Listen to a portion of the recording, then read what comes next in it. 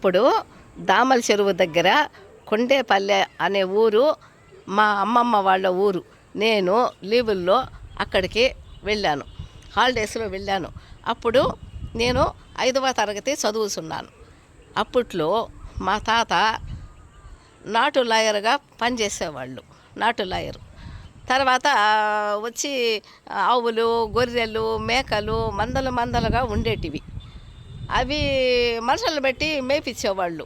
వాళ్ళకు గుడిసెలు కూడా పక్కలో వేయించేవాళ్ళు మా తాత. ఒకసారి ఏమైందంటే ఆ గుడిసెలో పనిచేసేవాళ్ళు వెళ్ళిపోయారు.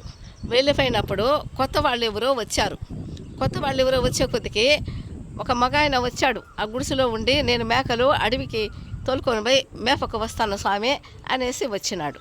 మా తాత పని వాళ్ళను కూడా ఇంట్లో మనుషుల్లాగానే వాళ్ళు కూడా మర్యాదలు చేయాలి, బాగా పెట్టాలి అని చెప్పేవారు. అప్పుడేమైందంటే మా తాత ఆయనకి సాయంత్రం నీళ్లు పెట్టి కాగబెట్టి అవి ఆయన పని చేసేదానికి వచ్చిండు. ఆయన స్నానం చేసేటప్పుడు ఆయనకు ఈపు దుద్దాలి, ఎట్లా పాప ఉంది కదా, మా పాప చిన్న పాప అంటే నేను పాప దగ్గర ఈపు దుద్దిపించు అనేసి మా అవ్వతో చెప్పాడు. మా అవ్వ వచ్చి ఆ మాట నాతో చెప్పే కొద్దికి నేను కోపం చేసుకున్నాను. అబ్బా దరిద్రమా అని చెప్పేసి అన్న. వాడికి నేనేంది ఈపు దుద్దేదని, చిన్న పాపని. తర్వాత నువ్వు ఆడుకునేదానికి వెళ్ళిపోమ్మా అని చెప్పింది. నేను ఆ సమయానికి నేను ఆడుకునేదానికి ఊర్లోకి వెళ్ళిపోయినాను. అప్పుడు నా వయసు 10 సంవత్సరాలు, 5వ తరగతి. ఆ తర్వాత నేను ఆడుకొని ఇంటికి వచ్చే కొద్దికి ఆ పనికి వచ్చిండు ఆయనకు స్నానం చేయమన్నారు.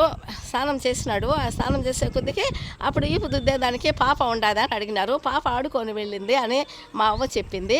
ఆ తర్వాత మా తాతే ఆయనకి ఈపు దుద్దుకున్నాడు. ఆ సంఘటన తలుచుకొని నేను ఇప్పటికి కూడా నవ్వుకుంటాను. అలా ఉంటాయండి కొందరి మనసులు అలా ఉంటాయి. అలా మర్యాదలు చేయాలంటారే కానీ అట్లా ఎక్కువ మర్యాదలు చేస్తేనే వాళ్ళు సరిగా పని చేయకుండా వెళ్ళిపోతారు. ఎక్కువగా మా తాత అందరినీ బాగా మంచిగా చూసేవాళ్ళు. సరిగా ఒకరు కూడా ఉండేవాళ్ళు కాదు పనికి. ఎందుకంటే ఎక్కువ మర్యాదలు పనికి రావేమో.